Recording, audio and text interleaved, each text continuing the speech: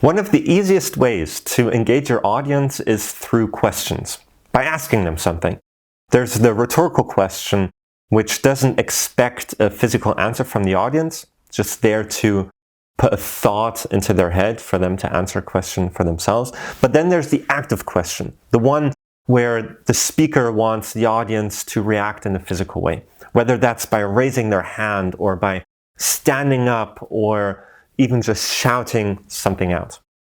The big challenge with those types of questions, though, is you need to be prepared for every answer you get, even for a yes and no question.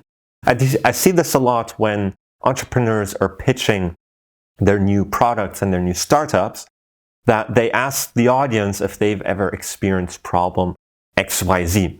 So you might have an entrepreneur on stage who says, hey, everyone raise your hand and shout yes if you have the problem of not finding enough Tesla charging stations in and around Berlin. And nothing happens because the audience they're speaking to, none of them have a Tesla. Most of them, as is usual here in Berlin, take public transport or get around by bike. So no one has that problem.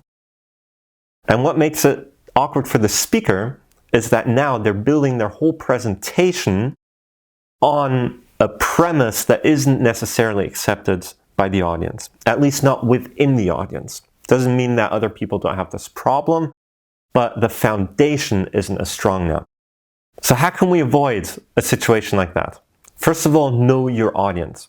When you know who's going to be sitting there in front of you, you can already guess which questions are going to get positive answers and answers that you can use in your presentation.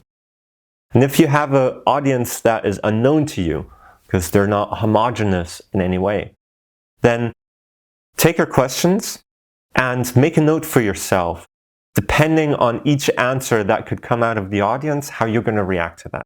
Be prepared so that even when an answer comes that you can't really use for your presentation and for your string of logic that you're presenting, turn it around, have a comment to it, make a joke out of it, and make sure you can continue without losing face.